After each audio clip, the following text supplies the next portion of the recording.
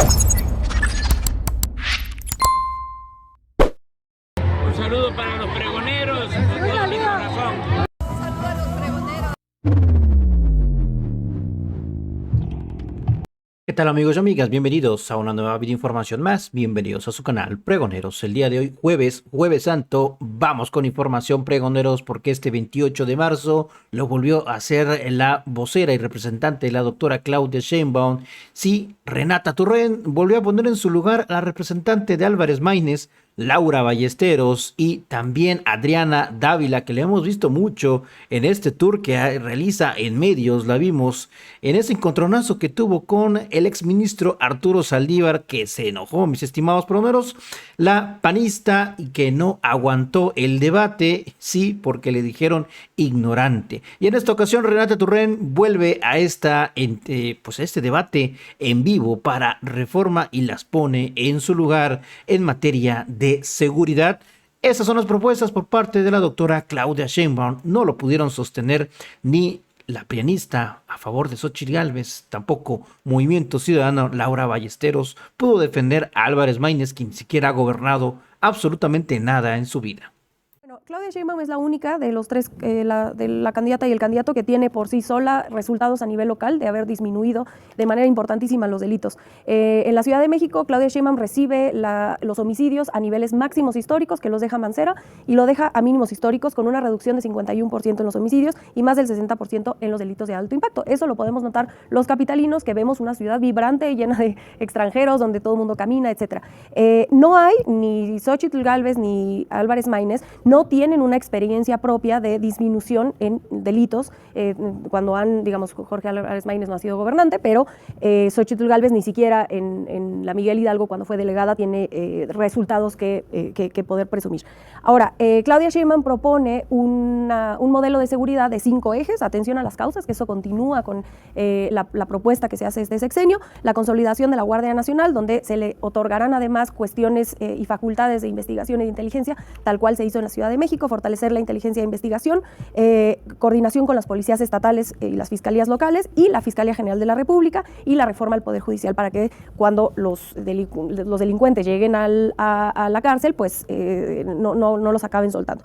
Ahora, el tema de las policías locales, me parece que si analizamos con honestidad los estados, hay pocos estados, pocas entidades federativas donde se han tenido modelos exitosos.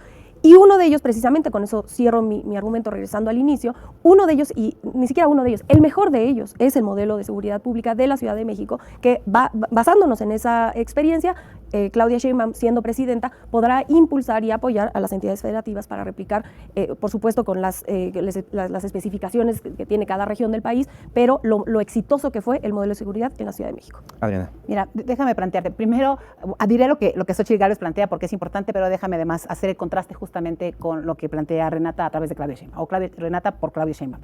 Primero, no habrá ninguna concesión a la delincuencia organizada, lo ha dicho con toda claridad, ninguna concesión, ningún abrazo para los delincuentes, no puede hacerse, tiene que cumplirse, la ley es la ley y tiene que cumplirse. Debe haber una Universidad Nacional para la Seguridad y debe homologarse la formación policial, que está completamente abandonada en este sexenio.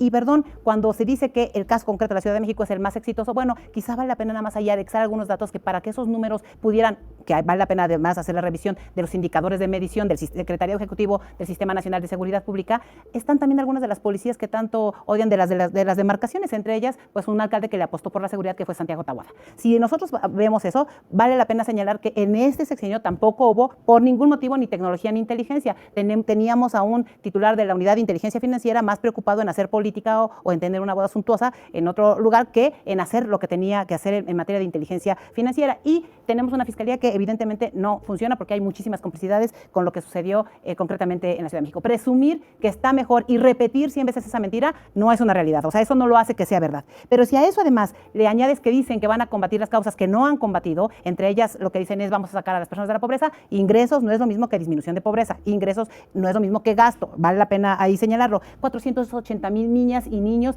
impactados por la violencia en este país, 480,000, 40,000 jóvenes que fueron asesinados en este sexenio. Las detenciones en ese sexenio de jóvenes aumentaron en 70%. Los chavos que hoy están siendo detenidos, como lo sucedió en el caso concreto de las familias, no chavos, y las familias que están siendo detenidas en Sinaloa, nada más déjame darte un dato. Hoy escuchas al secretario de Seguridad Pública, digo, del gobernador de Sinaloa ya ni hay que decir nada porque si defiende acosadores y nomás los cambia de lugares, y luego dice, pues son cosas que pasan, pero si escuchas al secretario de Educación Pública decir, son hechos atípicos porque no suceden a diario, eso lo dijo hoy. Existe miedo, pero pues es una cuestión normal, así lo dijo él. Y bueno, dice que además se actuó con toda la fuerza del Estado. Paco, no actuaron, las familias aparecieron y todavía faltan algunas por aparecer, llegaron, se presentaron, no quieren denunciar. Correcto. Pero sí, y nada más concluyo porque sí es importante decir, si todo esto que estamos viendo no se quiere ver, y si además tienes un presidente que te dice, bueno, usted busca a su hijo, ahí déjeme la pala. Y además la candidata dice, si usted busca a su hija, ¿sabe qué? Ay, señora, no sea escandalosa, haga usted una propuesta, casi. Bueno, la verdad es que bajo ese esquema no pueden presumir un sistema de seguridad que no ha funcionado. Muy bien, ok. Laura. Mira, creo que justo hablando de lo peligroso que es hacer propaganda política de la política pública, creo que estar anunciando el caso de la Ciudad de México con Claudia Sheinbaum específicamente como un éxito, hace que corramos justamente ese riesgo de no poder mejorar ni las cifras ni de defender a las personas en materia de seguridad como está pasando en el país, y la Ciudad de México no es la excepción.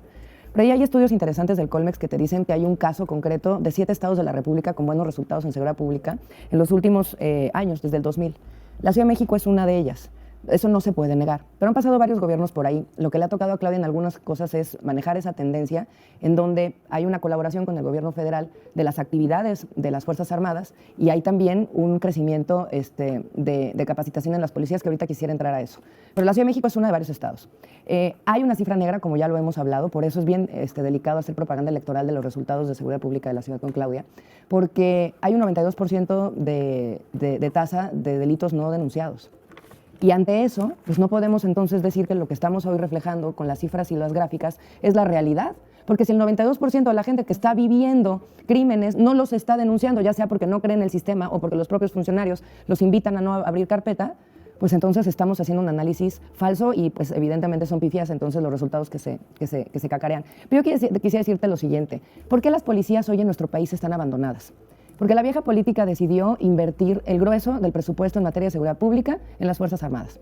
Porque la militarización del país de los últimos 17 años que ha hecho la vieja política con el PRIAN y con Morena nos han llevado hacia allá. Y ya lo hemos establecido, 17 años donde han subido en más del 30% las muertes en este país, producto de la violencia y del crimen, donde hoy estamos en cerca de 32,000 muertos al año, donde además hay más de 100,000 desaparecidos. El diagnóstico lo hemos hablado.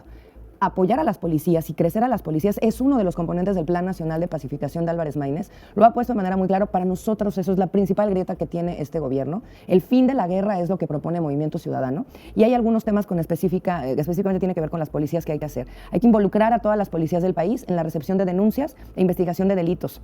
Actualmente solo son 13,000 MPs que investigan los delitos. Podríamos involucrar a más de 500,000 elementos de seguridad con estas tareas. Número 2, un nuevo modelo policial de carácter civil. De nuevo, contar con cuerpos de policía integrados por profesionales certificados y eficientes. No vamos a permitir en el Congreso, y esto hay que decirlo, que el presidente quiera tocar el transitorio para que la Guardia Nacional deje de estar militarizada hacia los siguientes años. Las Fuerzas Armadas tienen que salir de ahí y sus labores tienen que ser fiscalizables y auditables. Fortalecer la carrera policial basada en desempeño y capacitación, crear la Academia Nacional de Mandos Policíacos para certificar y controlar la formación y desempeño, transitar hacia un modelo de seguridad ciudadana con enfoque local y articular las estrategias municipales, estatales y federales, que eso ha funcionado de la Ciudad de México del 2000 para acá. Muy breve.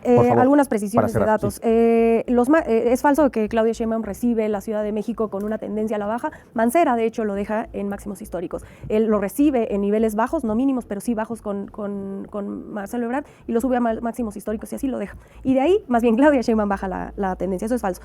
Se menciona la cifra negra del 92%, la cual es cierta, pero es cierta para todos los delitos y es cierta a lo largo del tiempo, no es cierto ahorita. Entonces, si no le crees a los datos de seguridad ahorita, tampoco le podías creer a los datos de seguridad. Entonces, no podemos analizar política pública.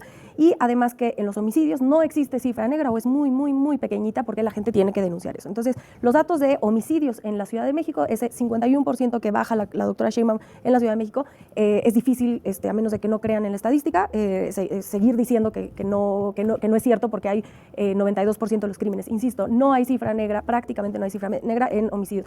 Y nada más una precisión a Adriana, el programa de la Benito Juárez, que presume ahora el alcalde que quiere ser jefe de gobierno. ¿Qué va a ser jefe de no, déjame terminar. Son, de hecho, los policías son parte de, en la Ciudad de México hay mando único, y son policías de la Ciudad de México que a nivel, en este caso, alcaldía, trabajan para vigilar, etcétera. Pero es el mismo mando y es parte de una estrategia de seguridad, entonces, bueno, no se vale tampoco clavarse. Espérame, ya voy a terminar. Y lo último es nada más decir, y si quieren la próxima vez traigo el estudio de Coneval, es falso que no se haya disminuido la pobreza este sexenio. Hay 5 millones menos de personas y hay que tener respeto a las instituciones que sacan estos datos. Es falso, son 5 millones menos de personas que están fuera de la pobreza. Para cerrar, por favor. Para cerrar nada más, déjame decir. Se plantea un modelo como el de la Ciudad de México y hablan de un mando único, sí, un mando único que además se había planteado en sexenios anteriores, o sea, vaya, no es nada nuevo. Hay quienes piensan, insisto, que cuando llegan todo cambia y además todo es nuevo y todo tiene que destruirse. En fin, me parece que es un grave error. Segundo, si hubo disminución para policías estatales, formación, capacitación, prevención del delito, fue en estos sexenios, en este sexenio. Concretamente, Fortasec, los fondos de seguridad pública, desapareció. Fortamun disminuyó enormemente y están completamente abandonadas las policías. Las policías no tienen absolutamente nada. Estamos viendo lo que acá está pasando en Campeche, por Dios. No estamos viendo qué está pasando en Campeche con Laida Sansores y con esta manifestación de policías que les piden, oigan, por favor, dennos material, por favor, dennos armamento, por favor, capacítenlos. Pero se planteó todo el dinero, que es ahí donde efectivamente coincido con Laura, todo el dinero para una Guardia Nacional que no está funcionando ni tiene una formación como la que se plantea en lo que Xochitl Gálvez dice en la Universidad Nacional para la Seguridad, que tiene que ver con la práctica civil del contacto. Y perdón, no se puede deslindar del tema de delincuencia organizada, Paco, porque lamentablemente la delincuencia organizada se está apoderando de los territorios. Y mientras no se entienda, mientras el diagnóstico no se haga ni se hagan responsables los que hoy están en ese sentido de lo que están dejando de hacer, pues no va a poder cambiar. Un mal doctor que hace un mal diagnóstico no puede curar una enfermedad. Y a eso me refiero, que la doctora es una mala doctora. Laura. Sí, mire, fíjense, yo esto que hablaba Renata me llama mucho la atención. En México el promedio de muertes por intención no determinada es del 7%. En la Ciudad de México este porcentaje se disparó al 37%. Es justamente lo que estamos nosotros señalando de este maquillaje de cifras que tienen en la Ciudad de México, porque conocen bien de datos y se metieron desde el corazón de los mismos a cambiar la clasificación y los indicadores. Por eso los resultados que están presentando hoy como propaganda política. Hay un 528% más que el promedio nacional en estos porcentajes. En 2019 representó casi la mitad de todas las muertes violentas ocurridas en la Ciudad de México, o sea, el 46%. Además, según el Registro Nacional de Personas Desaparecidas, en el gobierno actual desaparecieron 2.665 personas. Entonces, pues esos son los resultados que tiene Claudia en seguridad sobre la mesa. Correcto. Ya Una precisión nada más, porque este dato, y acorto mi siguiente, pero esto sí me interesa. Hay 2 bases de datos, en cualquier país del mundo así se hace. Hay 2 bases de datos. Una es la del secretariado, que alimentan las fiscalías locales, y otra es la del INEGI, que alimentan las secretarías de salud. Cuando alguien fallece, vamos a poner el ejemplo que alguien cae de un edificio y fallece. Llega primero un médico y ese médico lo que puede hacer es decir, bueno, falleció por un golpe en la cabeza. Ese médico no puede determinar si lo empujaron, si se cayó o si fue un suicidio. Tiene que llegar a la fiscalía y abrir una carpeta. Ahí hay un 36% de muertes que no puede determinar el médico si fue homicidio, suicidio o accidente, hasta que se haga el cruce de datos. Si ustedes en casa van a los datos de 2022, porque sí es cierto que el INEGI tiene un rezago, pero si ustedes se van un año previo, encontrarán que ese 36% de muertes no determinadas se determina, se actualiza, y entonces pasan de ese 36%, el 94% son o accidentes o suicidios, y solamente el 6% restante son homicidios que se actualizan. Entonces es falso, se está jugando. Ustedes lo pueden hacer en casa, pueden sacar las 2 bases de datos, cruzarlas y verán que lo que yo digo es correcto. Correcto. ¿Algún otro Primero, comentario? nada más, Muy un breve, dato, por favor, rápido. nada más para El cerrar. gobierno presume una reducción de homicidios, pero deja sin clasificar 35% de las muertes. Eso lo acabo de explicar. No, es que lo que explicaste no tiene nada que ver y te lo voy a decir por qué. ¿Cómo le vas a decir a las personas, no son homicidios porque todas se reportan y no hay cifra negra en homicidios? Pregúntenle a los familiares de los desaparecidos. Hay ciudades que son cementerios clandestinos en este país. Y no son datos distintos. Las personas que pueden estar ahí o son víctimas de trata o son víctimas de homicidio. Se reportan como desaparecidos. Sí, y por eso disminuyeron las cifras de desaparecidos. En este gobierno, por eso les interesa. Por eso les interesa a ustedes disminuir y rasurar las cifras de desaparecidos. Por eso les interesa. Es que de verdad es una deshonestidad. Ok. No, es una deshonestidad no aceptar la ¿Algún comentario responsabilidad. para cerrar ya? Pues sí, es que Morena siempre tiene otros datos. No, son los datos del INEGI y los datos del secretariado, que bajo su argumento entonces tendría que haber un inmenso complot entre todas las secretarías locales y todas las fiscalías locales. Eso lo dijiste la vez pasada, Renata, pero bueno, es que son comprobables. Es que comprobable es que la gente está muriendo. No, yo les estoy dando comprobable es que las personas están muriendo. Comprobable es que hay madres desaparecidas desesperadas buscando a sus hijos. Eso no responde a las bases de datos que yo expliqué. Vamos a la siguiente y última fase de esta mesa, en los temas particulares con cada una de las representantes de las candidaturas presidenciales. Tiene que ver con asuntos que ocurrieron durante la semana, de los cuales periodísticamente nosotros hemos dado cuenta y que queremos en este caso aprovechar la presencia de cada una de ellas para tener alguna ampliación de información. Y comienzo con Adriana. Esta semana, Adriana, hubo ajustes, o la semana que concluyó hubo ajustes en el equipo de coordinación de Xóchitl Gálvez. ¿Nos puedes explicar a qué obedecieron estos cambios? Sí, básicamente en el caso concreto de Santiago Krill, que se va a dedicar a la relación con PAN y PRD, los partidos y lo que significan las estructuras institucionales y la formación, y Max Cortázar, que asume la vicecoordinación, no es que cambie la coordinación, Max Cortázar, que asume la vicecoordinación para establecer todos los mecanismos de un mensaje mejor coordinado. Es básicamente eso, no hay nada detrás de ello. En el caso, Laura, has acusado directamente que el INE les ha bajado a la mala candidatos. ¿Cuál es la acusación en específico, si puedes ampliar en este espacio? Sí, hemos estado nosotros observando y además lo hemos estado acreditando con las denuncias pertinentes y también con las declaraciones públicas, que ha habido varias decisiones muy controvertidas por parte del INE que perjudican directamente a Movimiento Ciudadano. Es increíble cómo en un caso tan específico como Campeche y Jalisco, en términos de los dos candidatos punteros, en dos estados que son altamente competitivos para Movimiento Ciudadano, estén tomando esta determinación de bajarlos de la contienda, cuando han cerrado los ojos ante una campaña ilegal de Claudia Sheinbaum de 4 años en contienda donde no había una sola regulación que estuviera amparando eso, además presumiblemente con recursos públicos porque era todavía jefa de gobierno, y no hayan hecho una sola actuación legal al respecto, o con el caso de la coalición, que ya casi 8 meses cumplieron en su momento de campañas ilegales. Ante eso guardaron silencio, y es increíble que siempre terminen aplicando la ley con doble rasero a Movimiento Ciudadano. Nos perjudicaron en su momento con estos candidatos. Es bien delicado para nosotros porque, insisto, parece que es en donde somos competitivos, en donde no quieren que participemos. Y ya no quiero recordar siquiera el caso de Samuel García y la controversia que hubo también ahí con la Suprema Corte. Renata, esta semana hubo reuniones con representantes y convocadas, desde luego, por las cúpulas de la Coparmex y la Canacar, eventos a los cuales la candidata no asistió. Ella misma ha planteado, y su equipo ha planteado, la posibilidad de que más adelante haya un encuentro. ¿Nos podrías platicar en qué consistirán estos encuentros, cuándo se podrán llevar a cabo y cómo está siendo el diálogo que tiene la candidata de Morena con estos sectores empresariales? Sí, un poco lo había platicado hace 15 días o un poco más, pero la doctora Claudia Sheinbaum tiene este equipo de diálogos por la transformación, los cuales tienen ejes temáticos, y para el caso de las reuniones con Coparmex, que hace estos diálogos, que por cierto, después la candidata del PAN se robaron hasta el logo para repetir esta idea de diálogos por la transformación, que ha sido muy exitosa, y la doctora Claudia Sheinbaum ha enviado o han ido algunos de los coordinadores de los ejes, a Altagracia Gómez, que lleva el tema de desarrollo regional, el doctor David Kersenovich, que es una persona respetadísima en el ámbito médico y que lleva el tema de salud pública, que se presenta hoy por la doctora Claudia Sheinbaum, y a Javier Corral, que lleva el eje de anticorrupción, que son, yo personalmente tuve esos acercamientos con Coparmex y eran los temas que la Coparmex quería abordar, y quién mejor que los encargados de haber escrito el plan de nación de la doctora. Muy bien, pues para cerrar simplemente les pediría un último mensaje de 30 segundos, Laura. Sí, bueno, pues estamos entrando a la siguiente fase de las campañas, o sea, estamos ya por cumplir el mes. Creo que hay que primero celebrar que podemos estar en un ejercicio en donde todas las fuerzas políticas en igualdad de condiciones pudieran coincidir, es lo que nosotros, y participar nosotros es lo que estamos pidiendo, piso parejo, reglas parejas, y en donde 15 millones de nuevos votantes tengan la oportunidad de elegir entre una nueva alternativa, una de futuro, una que genere una visión progresista para el país, una que no está liada con los partidos viejos que ya le fallaron a México, y sobre todo una que pueda hacer lo que seguimos haciendo hasta ahora, visitando el corazón de nuestra campaña, que son las universidades, en donde podamos además refrendar este compromiso que tenemos, donde 1 millón de jóvenes puedan ir a las universidades a partir de que Maynes pueda ser presidente en este país. ¿Por qué? ¿Por qué las universidades son tan importantes para nosotros? Porque no solo ahí estamos encontrándonos con los jóvenes que son el futuro del país, sino porque queremos que todos los jóvenes del país puedan ir a las universidades. Es un doble mensaje para nosotros, para los que están, pero para los que no están, sepan que nuestro compromiso y nuestra responsabilidad va a ser que ellos puedan llegar a la universidad. Perfecto, muchas gracias. Adriana. Bueno, pues efectivamente estamos ya en una segunda etapa, vendrá casi esta etapa intermedia. Yo confiaría en que ya se saquen las manos